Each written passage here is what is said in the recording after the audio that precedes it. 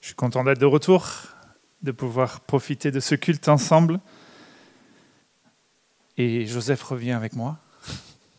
Il a fait sa tournée d'Égypte dans le chapitre précédent. Et aujourd'hui, il revient et nous allons lire ensemble le chapitre 42 de la Genèse. Nous avions laissé Joseph tout juste intronisé grand vizir d'Égypte. C'est moi qui donne ce mot-là, ce n'est pas écrit dans la Bible, mais c'est cohérent avec le rôle qui lui est accordé et sur le plan historique. Le second rang d'autorité en Égypte derrière le pharaon lui-même. Et vous vous souvenez Pharaon avait eu ce songe qui disait qu'il y aurait 7 ans d'abondance suivis de 7 ans de famine. Alors, l'abondance a eu lieu pendant ces 7 ans. Le peuple d'Égypte, sous la conduite de Joseph, a accumulé les grains. Et comme Dieu l'avait montré, la famine intervient. Et cette famine, elle n'est pas seulement sur l'Égypte, mais sur toute la région.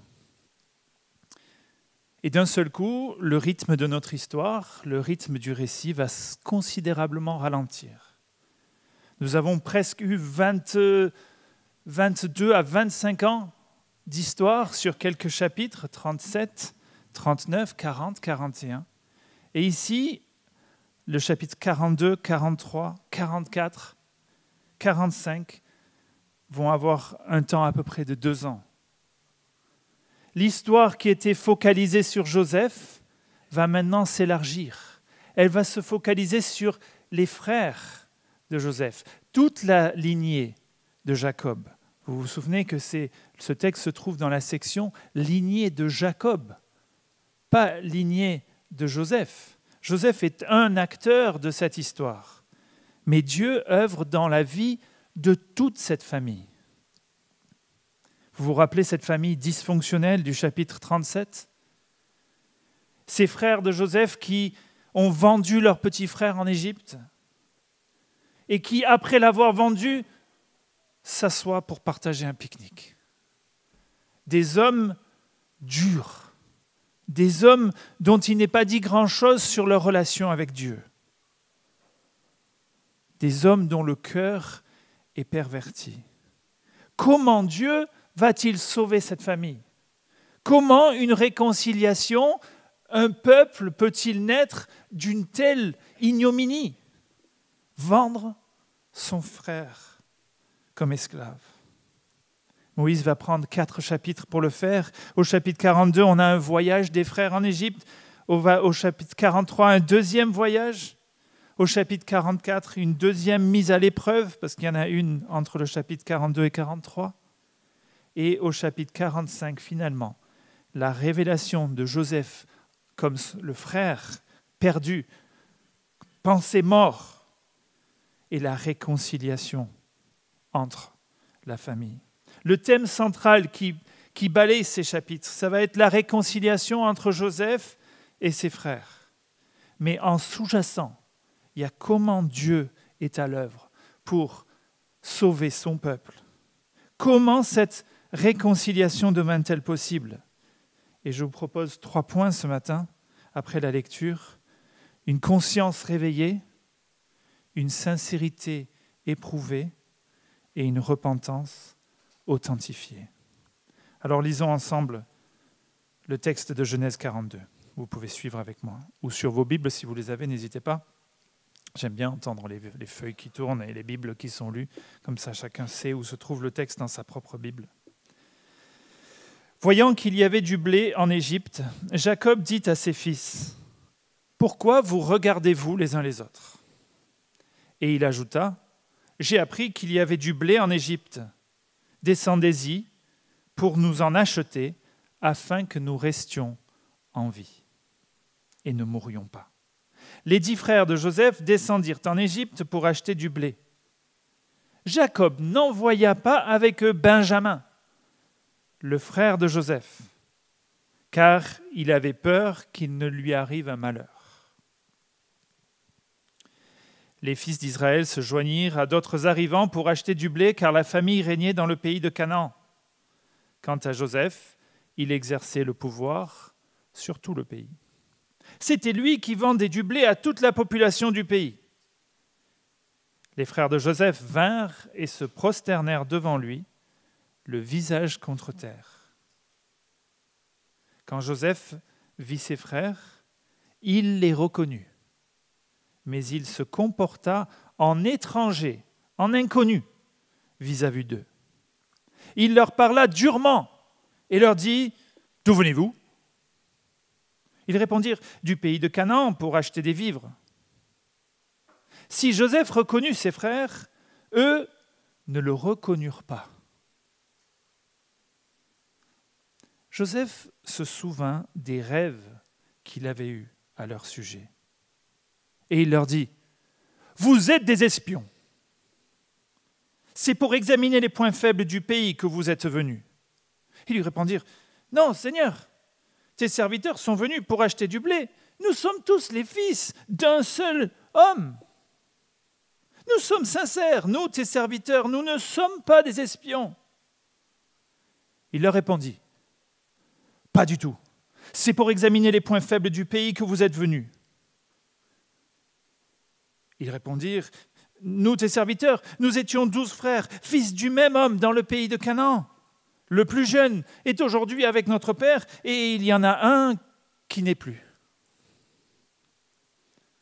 Joseph leur dit « C'est ce que je viens de vous dire, vous êtes des espions. Voici comment votre sincérité sera vérifiée. Par la vie du Pharaon, vous ne sortirez pas d'ici avant que votre jeune frère ne soit venu. Envoyez l'un de vous chercher ce frère pendant que vous resterez prisonniers. Vos affirmations seront ainsi vérifiées. Et je saurai si la vérité est de votre côté. Sinon, par la vie du Pharaon, c'est que vous êtes des espions. » Puis il les mit 3 jours en prison ensemble. Le 3e jour, Joseph leur dit « Faites ce que je vous dis et vous vivrez. Je crains Dieu. Si vous êtes sincères, qu'un seul de vous reste enfermé dans cette prison. Quant aux autres, partez, emportez du blé pour nourrir vos familles, puis amenez-moi votre jeune frère. Ainsi, vos affirmations seront vérifiées et vous ne mourrez pas. » C'est ce qu'ils firent. Et ils se dirent les uns aux autres, « Oui, nous avons été coupables devant notre frère. Nous avions bien vu sa détresse quand il nous demandait grâce, et nous ne l'avons pas écouté. C'est pour cela que cette détresse nous frappe. » Ruben, c'est le frère aîné, répliqua, « Ne vous disais-je pas de ne pas commettre de faute envers cet enfant, mais vous n'avez pas écouté, et voici son sang nous est redemandé. » Il ne savait pas que Joseph comprenait, car il se servait d'un interprète avec eux. Joseph s'éloigna d'eux pour pleurer. Puis il revint leur parler. Il prit parmi eux Siméon et le fit enchaîner sous leurs yeux. Joseph ordonna qu'on remplisse de blé leurs sacs, qu'on remette l'argent de chacun dans son sac et qu'on leur donne des provisions pour la route. Et c'est ce qu'on fit. Quant à eux, ils chargèrent le blé sur leurs ânes et ils partirent. L'un d'eux ouvrit son sac pour donner du fourrage à son âne à l'endroit où il passait la nuit et il vit l'argent à l'entrée du sac. Il dit à ses frères, « On m'a rendu mon argent. Le voici dans mon sac. » Alors leur cœur leur manqua, leur cœur défaillit, et ils se dirent les uns aux autres en tremblant, « Qu'est-ce que Dieu nous a fait ?» On va s'arrêter ici pour notre lecture, prendrons peut-être 1 ou 2 versets de la suite, mais il me semble que ça nous permet d'avoir un ensemble de ce premier voyage des frères en Égypte. Le premier point que je voudrais regarder, c'est des éléments qui en fait entourent ce texte, à la fois dans les versets 1 à 4 et dans les tout derniers versets que je vous ai lus. Une conscience réveillée, conscience de leur péché qui renaît. En effet, au tout début du texte, comment peut-on comprendre l'inaction de ces 10 chefs de famille? Jacob vient les voir, et qu'est-ce qu'il doit leur dire? Mais vous faites quoi là, les gars? On n'a plus rien à manger. Vous allez vous bouger quand? Voyant qu'il y avait du blé en Égypte, tout le monde sait qu'il y a du blé en Égypte. Le texte précédent nous dit que les gens affluaient de tous les pays pour aller le chercher. Mais ces 10 frères-là, l'Égypte, ils n'avaient pas envie d'y aller. L'Égypte, je crois que ça leur rappelle un petit mauvais souvenir d'il y a quelques 22-25 ans, quand ils ont vendu un petit frère cadet pour partir en Égypte. La conscience de ces frères est lourde. Ils en ont beaucoup sur leur conscience. Ils essayent d'éviter cette occasion de partir en Égypte, ça pourrait leur rappeler le péché qu'ils ont commis. Le texte dit, pourquoi vous regardez-vous les uns les autres? À peine Jacob évoque l'Égypte, les frères, vous imaginez les regards entre Judas, Ruben, Lévi, l'Égypte. Pourquoi vous regardez-vous les uns les autres? Le père, il n'est pas au courant de toute cette histoire. Selon l'histoire qu'ils ont fabriquée et qu'ils ont annoncée pendant 20 ans, Joseph est mort, mangé par une bête sauvage, dont ils ont retrouvé la tunique couverte de sang. Donc Jacob, lui, n'a aucune idée de pourquoi ils n'iraient pas en Égypte. Mais eux le savent. 25 ans de mensonges éhontés envers leur père, leurs épouses probablement, leurs enfants. Il est où tonton Joseph? Il est mort, tu sais, il ne faut pas sortir quand il y a des animaux sauvages. 25 ans de mensonges et une conscience qui petit à petit s'est cautérisée. Ils arrivent à la faire dormir tranquillement. Ils l'ont fait taire, mais l'Égypte, ça va les réveiller. La conscience de leur péché passé va être réveillée en visitant l'Égypte.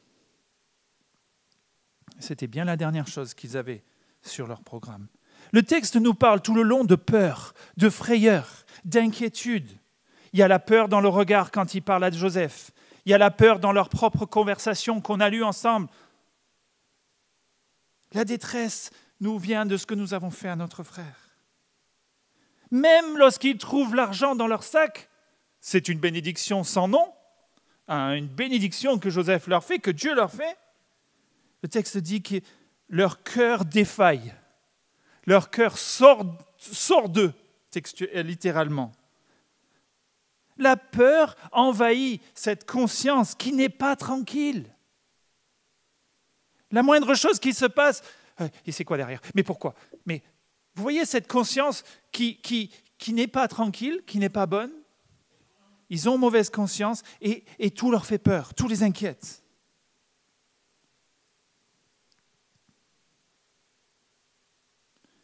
Ils n'arrivent même pas à reconnaître la bénédiction pour ce qu'elle est réellement. La conscience les dévore.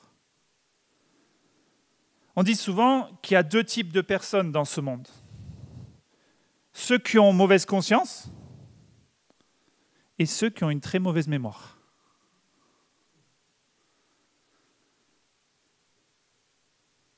La caractéristique première, et Michael l'a dit tout à l'heure, de l'homme, c'est d'être un pécheur notoire. Tous ont péché et sont privés de la gloire de Dieu. Mais on arrive quand même parfois à la faire taire, cette conscience. Je ne suis pas si mal quand même. Par rapport aux autres, je suis plutôt bien. Il y a un proverbe français qui dit « Une bonne conscience est un doux oreiller ». On dort bien quand on a bonne conscience. La mauvaise conscience, par contre, elle nous empêche de dormir. On raconte que le service des impôts a reçu une lettre accompagnée d'un chèque de 500 € et une petite note. Le texte indiquait que l'auteur n'arrivait pas à dormir suite à sa fausse déclaration d'impôt. Alors, il joint ce chèque. Et puis, il termine en disant « Si j'arrive toujours pas à dormir, je vous enverrai le reste de la somme réellement due. » Comme quoi on essaye de cacher cette confiance pour finalement arriver à survivre. Et ses frères ont réussi à le faire pendant tant d'années. Mais ce voyage en Égypte, ça va réveiller leur conscience. Notre conscience, elle nous travaille. Je dirais même que Dieu se sert de notre conscience pour nous rappeler notre situation de pécheur. La Bible dit que c'est l'Esprit de Dieu qui convainc le monde de péché, de justice, de jugement, dans Jean 16, verset 8. L'Esprit réveille parfois en nous cette conscience qu'on a réussi à endormir pendant tant de temps sur la nature et les conséquences de notre péché. Ici, le but de Dieu dans ce texte va être d'amener ses frères à une vraie, authentique repentance. Et il y aura plusieurs étapes. La première, c'est une conscience qui se réveille. Elle arrive par le moyen d'une famine. Dieu met à l'épreuve le peuple. Dieu met à l'épreuve cette famille. Une famille violente qui oblige à partir au lieu où ils ne veulent pas aller. Finalement, il va y avoir une rencontre avec ce frère qu'ils pensaient perdu ou mort. Une conversation difficile. Vous avez vu les mots, durement ils se parlent. Durement Joseph leur parle. Des tests, des épreuves dont on ne comprend pas tout à fait le sens. Mais tout ça, le but est pour les amener à la repentance authentique. Comprendre leur tort, reconnaître leur tort devant l'homme et devant Dieu. Demander pardon, recevoir le pardon, être réconcilié. C'est tout ça le plan de Dieu pour ce peuple. Et c'est une image parfaite de ce que Dieu veut faire de chacun d'entre nous, qui sommes tous pécheurs notoires, dont la conscience a parfois été endormie, mais nos péchés nous minent. Pareillement, Dieu veut d'abord réveiller cette conscience, veut nous amener à la repentance et veut nous amener à une réconciliation avec Dieu par Jésus-Christ qui est mort à la croix pour nos péchés. C'est une illustration, tout ce texte va être une illustration de ce que Jésus a fait pour chacun d'entre nous, pas seulement pour ces 10 frères qu'on pourrait considérer des scélérats. On est tous des scélérats et on a tous besoin d'être réconciliés avec le Père. Une autre petite pensée sur ce texte avant de passer à la seconde chose. Les promesses de Dieu, elles n'excluent pas qu'on se bouge, qu'on agisse. Les frères et Jacob, ils sont dans le pays promis. Ils pourraient dire, Seigneur, pourvois conformément à ta présence, à ta promesse. Mais Jacob leur dit, eh oh, agissez, allez en Égypte. Ça leur appartient, ça ne va pas tomber du ciel. Psaume 37, verset 3. Confie-toi en l'Éternel, espère en l'Éternel, mais fais le bien, agis. Il n'y a pas forcément cette idée de dire j'attends que tout me tombe du ciel. Dieu nous demande d'agir. Confiance en Dieu et action. Plus tard, on verra même qu'ils doivent quitter le pays promis pour aller dans le pays d'Égypte. Ça paraît difficile à comprendre. Dieu leur avait donné ce pays. Pourquoi ils le quitteraient? Les plans de Dieu ne sont pas forcément aussi linéaires que ce que nous pensons, mais il faut être à son écoute et suivre sa volonté. Faire ce que Dieu nous demande. Alors la première, donc, une conscience réveillée. La deuxième, une sincérité éprouvée. 3 fois dans ce texte, il est écrit « Votre sincérité sera vérifiée, vos affirmations seront vérifiées, vos affirmations seront vérifiées. » 3 fois. C'est Joseph qui parle à ses frères. Et il veut vérifier leur sincérité. Vous avez remarqué que nous sommes innocents, nous n'avons rien fait. Votre sincérité sera vérifiée. Dieu agit. Vous vous en rendez compte? Le nombre de personnes qui viennent en Égypte pour chercher à manger. Ok, il y avait des centres dans toute l'Égypte. Il est écrit que Joseph vendait du blé à la population de tous les pays. Non, il ne peut pas être présent partout. C'est lui qui est le chef, donc il en est responsable, mais il n'est pas présent dans tous les centres de distribution. Mais en l'occurrence, le jour où ces 10 frères viennent, et parmi toute la foule de gens qui sont amassés, les fils d'Israël se joignirent à d'autres arrivants pour acheter du blé. Joseph, il est là, ce jour-là, et il les voit. Moi, je trouve la providence de Dieu incroyable là-dedans. Dieu agit pour que son plan s'accomplisse.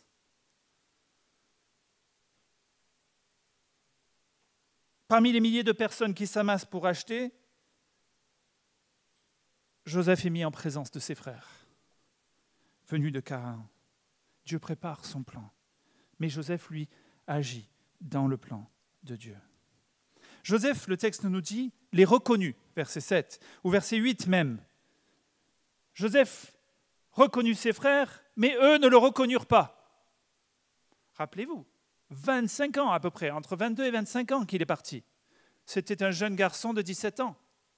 Il n'y a pas très longtemps, on m'a donné une photo de moi quand j'avais, je ne sais plus quoi, 22 ans. La personne me dit, c'est sûr que c'est toi? On a changé. Non seulement ça, mais en plus, il est désormais grand vizir. Alors, si vous connaissez un peu l'Égypte, il est rasé, probablement de la tête aux pieds, même les sourcils. Il est maquillé.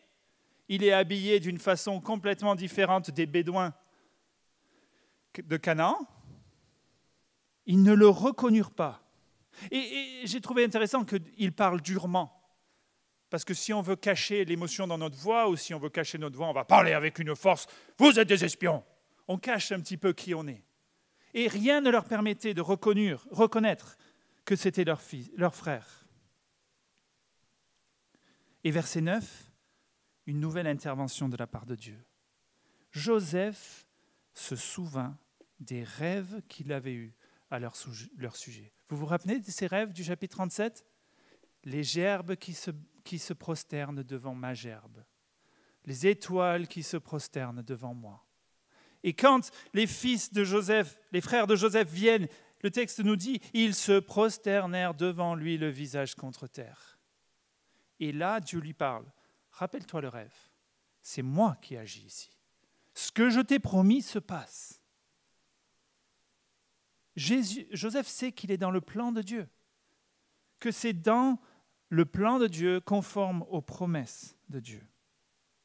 Alors comment comprendre cette histoire d'espionnage ? Alors oui, les peuples s'espionnaient, mais 10 frères qui viennent se prosterner ensemble devant Joseph pour récupérer des grains, ce n'est pas l'exemple type d'un commando d'espionnage. Si tu chopes le commando, tu liquides toute la famille et tu liquides tout le peuple.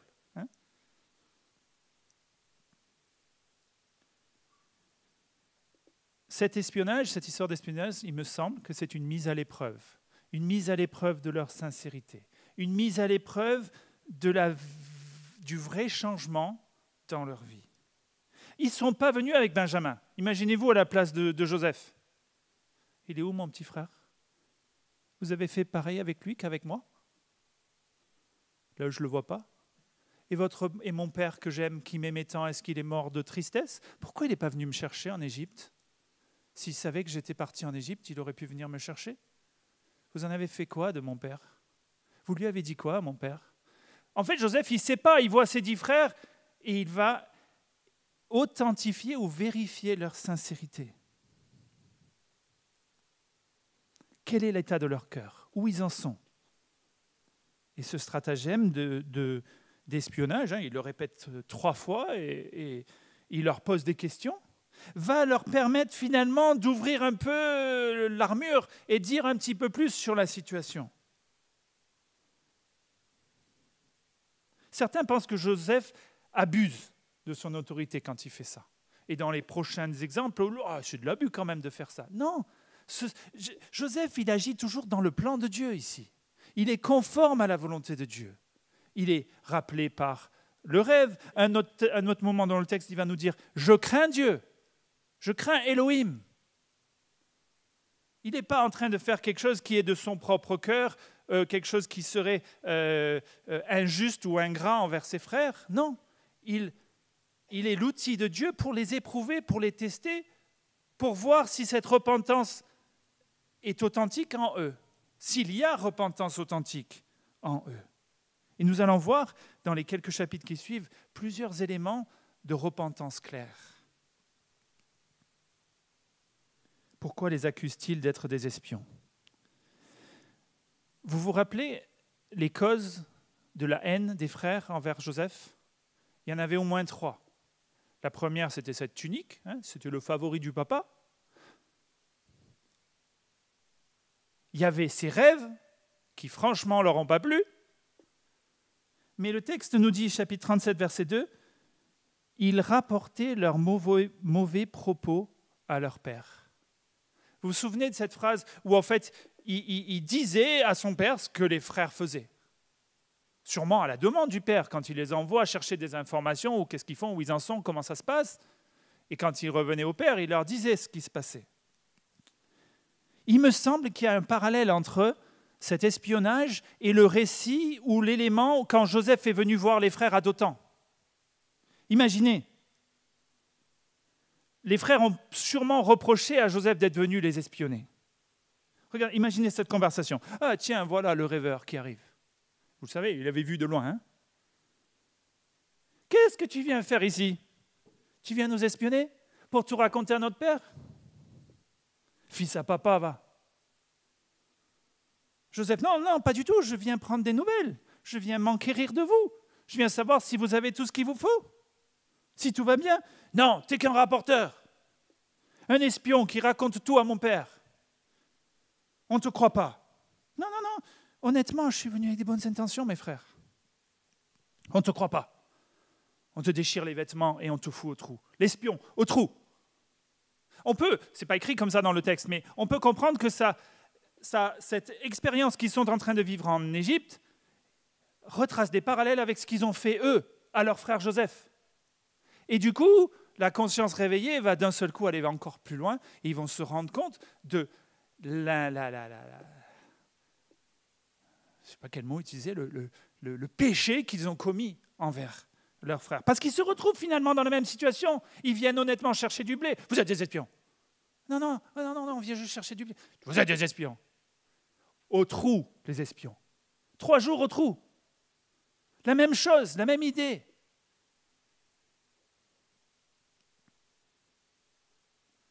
Et cette mise en situation va les amener de plus en plus près vers la reconnaissance de quoi? De leur culpabilité passée.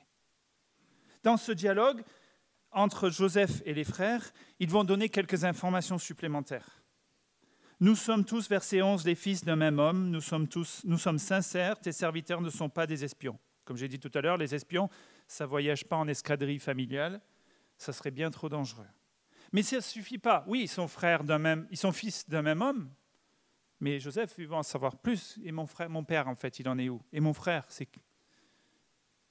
Verset 13, nous, tes serviteurs, nous sommes 12 frères. Ah, c'est plus précis. Fils d'un même homme, ça ils l'ont déjà dit, au pays de Canaan. Et voici, le plus jeune est aujourd'hui avec notre père. Ah, père est en vie. Benjamin est en vie. Benjamin est auprès de père. Mais il y en a un qui n'est plus. Ça manque un petit peu de précision, il me semble. Bonjour, on pourrait presque renommer notre ami Joseph, comment il s'appelait? Tsanaf Panéak n'est plus. Hein? Puisqu'il n'est plus, selon ses frères. Mais il n'en sait toujours pas grand-chose sur la relation entre père et les fils. Il ne sait pas la relation entre les pères, le frère et Benjamin. Alors ce n'est pas tout à fait la vérité, il n'est plus, mais probablement qu'il croit qu'il est mort en esclavage. Alors toute cette information va déboucher sur une mise à l'épreuve. Votre sincérité sera vérifiée. Que votre jeune frère vienne ici en Égypte. Si vous avez dit vrai, amenez-moi-le, prouvez-moi-le. Au début, il leur dit, vous allez rester, un seul ira le chercher. Après, il change un petit peu le plan. Finalement, il dit, et il y a ici une grâce, un seul restera enfermé, tous les autres pourront aller le chercher. Mais bon, grâce avec une contrainte, si vous revenez sans lui, vous mourrez. Et Dieu étant à l'œuvre ici, verset 18, « Je crains Dieu ». Le même Dieu dont il a nommé quand il a nommé son fils, « Dieu m'a fait oublier », Elohim. Ephraïm, Dieu m'a rendu fécond. Dieu est à l'œuvre et c'est lui qui inspire cette mise à l'épreuve. Mais quand il leur dit « Je crains Dieu », c'est quoi la question sous-jacente qu'il pose? Et vous? Vous le craignez, vous? Quel est votre état de cœur par rapport à Dieu? Le texte du chapitre précédent nous a dit que Joseph avait réussi à oublier sa peine grâce à Dieu. Que Dieu lui avait donné la capacité d'oublier, de pardonner. Il n'avait pas agi avec vengeance. Vous vous souvenez de la femme de Potiphar, le mec qui devient grand vizir, la première chose qu'il peut faire, c'est aller chercher la femme qu'il a foutue en prison sur condamnation injuste, mais il ne le fait pas. Et ici non plus, par rapport à ses frères, le pardon est déjà donné. Avec Dieu, il est au clair. Il a pardonné ses frères. Il sait que Dieu fait son œuvre pour sauver son peuple. Mais la confiance, elle n'est pas encore tout à fait rétablie. Et c'est par quelques mises à l'épreuve que cette confiance va se retisser, se reconstruire, se recréer. Malgré le pardon offert immédiatement, la confiance, elle n'est pas immédiate. Je ne veux pas que vous interprétiez mon propos de manière incorrecte. Je dis cela avec réserve. On nous demande de pardonner. Mais la confiance, dans tous les cas, ça peut reprendre du temps. Jeune fille, lorsqu'un prétendant se présente à vous, prenez le temps de savoir si c'est bien de vous confier à lui. Et ça vaut dans l'autre sens aussi. Ça vaut pour les affaires, ça vaut pour les responsabilités dans l'Église. Ça vaut pour le mariage, ça vaut pour l'amitié. On doit apprendre à pardonner rapidement, mais construire une relation de confiance avec le temps. Je me suis posé cette question, comment la Bible nous en parle de cette relation de confiance. Je trouve parfois, et je parle pour moi et pour peut-être aussi d'autres personnes que j'ai connues, qu'en tant que chrétien, on donne tellement rapidement notre confiance. Mais il y a d'une certaine manière, on est un peu naïf parfois, et pas sage parfois. Si quelqu'un que je ne connais pas me demandait quand j'étais tout petit de garder mes enfants, excuse-moi, non, il faut que tu te prouves qui tu es. D'accord ? Jésus même, lui, disait, Jean 2, verset 24, « Jésus ne se fiait point à eux parce qu'il les connaissait tous. » Bon, lui, il a la capacité de connaître le cœur de chacun. Paul a des collaborateurs et il y en a avec qui il a eu des difficultés. Il y en a même un qui l'a renvoyé. Il y en a même un qui n'a pas voulu repartir avec lui, en tout cas Jean-Marc. Il y a plusieurs collègues qui ont quitté le bon chemin. Et il met en garde les autres. Ne me faites pas dire ce que je n'ai pas dit. On doit faire confiance aux gens. On doit apprendre on doit donner notre confiance. Dieu est au-dessus. On est confiant en Dieu et on peut se confier dans les autres. Mais néanmoins, j'ai quand même trop souvent vu des chrétiens trop crédules donner trop naïvement leur confiance. Le proverbe nous parle toujours de cette sagesse ou folie, dans les relations. Alors, ce qui concerne le pardon, soyons rapides à pardonner, pas de problème. Ne laissons pas pourrir nos relations par des péchés qui sont impardonnés, des racines d'amertume qui s'installent en nous. Pardonnons à ceux qui nous font du mal et reconstruisons ces relations, si tant est que c'est possible. Le troisième point, je finis là-dessus, c'est une repentance authentifiée. Conscience réveillée, une sincérité éprouvée, une repentance authentifiée. Verset 20, à la fin du verset, lorsque Joseph lui a donné le plan, leur a donné le plan, il est écrit « c'est ce qu'ils firent ». Donc ils s'organisent pour qu'il y en ait un qui reste et 9 qui repartent. Mais il y a une conversation qui s'installe entre les frères et les frères ici. On l'a lu tout à l'heure. Oui, nous avons été coupables envers notre frère. Coupable, première fois que ce mot apparaît dans la Bible. La culpabilité, la faute avouée. Nous avons bien vu sa détresse quand il nous demandait grâce et nous ne l'avons pas écouté. Je suis innocent, je suis honnête, j'ai rien fait de particulier. Non, espion au trou. Ils ont vécu ça et maintenant ils se rendent compte de ce qu'ils ont fait à leur frère. Et ils le reconnaissent verbalement dans cette conversation entre eux.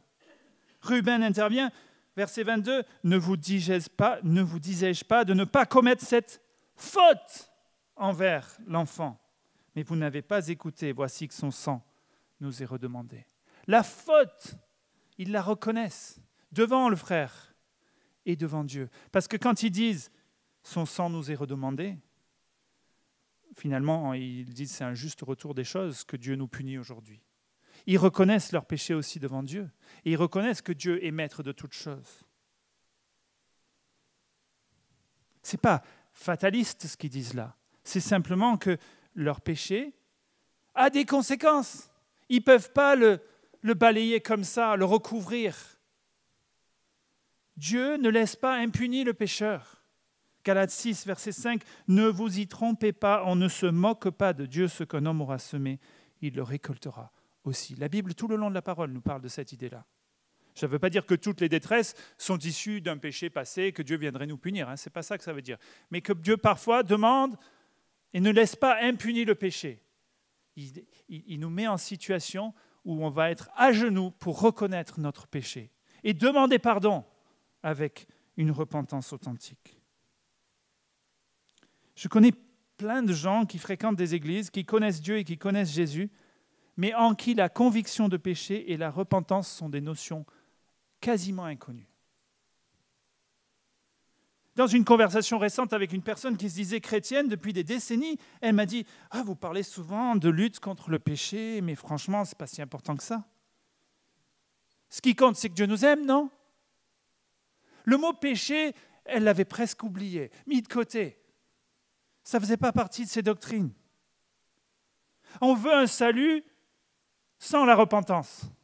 On veut la justification de Dieu sans la vie sainte qui va avec. Mais la Bible, elle est claire. La repentance, sans repentance, il n'y a pas de salut. Repentez-vous, dit Jésus dans Marc 1, verset 15. On l'a lu dans le texte de Actes de tout à l'heure. Ce que Dieu veut, c'est que, pour les hommes, c'est qu'ils se repentent. Acte 2, c'est Pierre qui parle. Repentez-vous, soyez baptisés, recevez le Saint-Esprit. Jésus dit lui-même qu'il est venu dans le monde pour appeler des pécheurs à la repentance. Marc 9, verset 13. Et par repentance, on ne parle pas d'un simple sentiment de remords ou de regret. On ne parle pas de quelques pleurs sur notre péché passé. Le mot grec utilisé, métanéo, c'est probablement celui qui est utilisé le plus souvent, c'est faire demi-tour. Tourner sa vie vers Dieu. Mettre à mort le péché et la chair en nous. Vivre une nouveauté de vie. On allait par là, on repart par là. On allait loin de Dieu, on vit avec Dieu. Et c'est forcément la première étape d'une conversion réelle. Seigneur, j'ai péché contre toi. Seigneur, pardon pour mon péché. Viens changer ma vie, viens me renouveler. Et si ça n'a pas été un des éléments de votre découverte de qui est Jésus, il manque quelque chose. Vous êtes peut-être sur un chemin qui vous mène à la mort en ayant plein de choses dans la tête sur Jésus et sur Dieu. Si ce péché, cette confession de péché n'a pas été vécue dans vos vies. Pleurer sur le péché, oui, on pleure parfois parce qu'on sait que ça a des conséquences ou on sait qu'on a été découvert. Ce n'est pas ça la repentance. C'est comprendre l'ignominie de notre péché. Et c'est ce que ces jeunes frères, ces frères comprennent. Ils comprennent la profondeur de leur péché, ce qu'ils ont fait. Est-ce que ça va produire un changement de vie ? 2 Corinthiens 7, verset 10, je vous laisse ce verset. « La tristesse selon Dieu produit une repentance qui conduit au salut. » Donc cette tristesse selon Dieu, pas la tristesse du monde, pas la tristesse humaine, tristesse sur notre péché, tristesse sur ce que nous avons offensé Dieu, produit une repentance qui conduit au salut et que l'on ne regrette jamais. Tandis que la tristesse du monde, elle, produit la mort. C'est cette tristesse. Le jour où Jésus meurt, il y a deux hommes qui pleurent, Pierre et Judas. Pierre, il pleure parce qu'il a renié son maître. Mais le Seigneur lui dit, quand tu te convertiras, quand tu te retourneras, quand tu reviendras. Pierre revient. Judas, il pleure aussi parce qu'il se rend compte qu'il a fait une grossière erreur. Mais après, il va se suicider. La tristesse du monde qui mène à la mort, la tristesse de Dieu qui mène au salut. Ce n'est pas la même. Oui, j'ai fauté. Les deux pleurent, mais l'un est sauvé. J'ai toujours l'habitude de le dire, mais Luther, quand il a affiché ses thèses, c'était la première thèse de Luther sur ses 95. Il dit, en disant « Repentez-vous, notre Maître et Seigneur Jésus-Christ a voulu que la vie entière des fidèles fût une repentance. » La vie entière est vie de repentance. Pas seulement un acte qu'on fait de temps en temps, pas seulement un sacrement que l'on fait pour obtenir, pas seulement à l'époque c'était des indulgences, il fallait payer quelque chose pour pouvoir réduire ton temps en purgatoire. Il dit, c'est pas ça. La vie de repentance, c'est une repentance sincère, régulière, tous les jours envers Dieu. Pardon Seigneur, j'ai péché, c'est encore moi. C'est le cœur de la foi chrétienne, c'est le cœur de la vie chrétienne. Ce n'est pas seulement quelque chose qu'on a fait au début de notre vie chrétienne, c'est quelque chose qu'on fait tout le long de notre chemin avec Dieu. Une repentance authentique, elle se voit et elle change nos vies. Alors au travers de cette visite, et on va partager le pain et le vin, je suis désolé, je suis encore un peu long ce matin, on va partager ce pain et ce vin qui symbolisent ce que Jésus a fait à la croix pour justement pardonner notre péché. Nous qui reconnaissons notre péché et qui demandons pardon, nous pouvons être pardonnés, nous l'avons chanté, par la croix et par la croix seule, parce que c'est lui qui a pris la condamnation à ma place. Parce que la condamnation de Dieu, elle est quand même tombée sur quelqu'un, plus sur moi, mais sur lui. C'est ça l'évangile. Il se substitue. Nous verrons la prochaine fois ou la fois d'après. L'idée du substitut est déjà présente dans le texte de Genèse. Judas va se substituer pour son frère Benjamin. On verra ça. Mais Jésus l'a fait à la croix pour nous réconcilier avec Dieu. Alors, il y a je ne sais plus combien de milliers de versets dans la Bible, mais avec Michael, avec qui on ne s'est pas du tout concerté, on a le même verset de conclusion. Ésaïe 1, 18. Venez et discutons, dit l'Éternel. Même si vos péchés sont couleur cramoisie, ils deviendront blancs comme la neige. Même s'ils sont rouges comme la pourpre, ils deviendront clairs comme la laine. Ça, c'est la promesse de Dieu, accomplie en Jésus-Christ à la croix, que notre péché peut être effacé, lavé, pardonné, et qu'on peut être réconcilié avec le Père. Et ça passe par la repentance et la foi en Jésus, mort à la croix pour nos péchés. Alors si vous avez cette certitude que Jésus est votre Seigneur, votre Sauveur, et qu'il vous a pardonné de vos péchés à la croix du Calvaire, alors vous pouvez vous lever pour partager ce pain et ce vin après que j'ai prié. Seigneur notre Dieu, Jésus, nous voulons te remercier pour l'acte d'amour que tu fais à la croix. Seigneur, merci aussi dans nos vies de nous avoir fait passer par ce temps de reconnaissance de notre péché passé. Seigneur, ce n'est pas des moments faciles, mais c'est salutaire lorsque nous reconnaissons que nous ne pouvons rien par nous-mêmes et que nous avons besoin d'un Sauveur. Seigneur, pardon pour nos péchés qui encore nous envahissent régulièrement.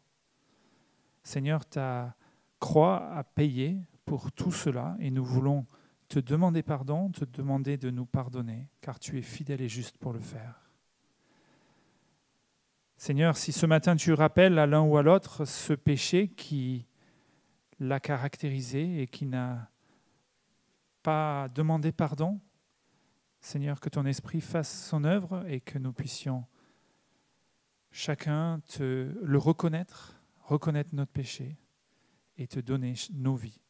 Seigneur, tu veux faire de nous des nouvelles créatures, nous dit ta parole, nous transformer, nous amener à une vie de sanctification, une vie de victoire sur le péché. Seigneur, viens aujourd'hui convaincre à nouveau chacun d'entre nous. Amen.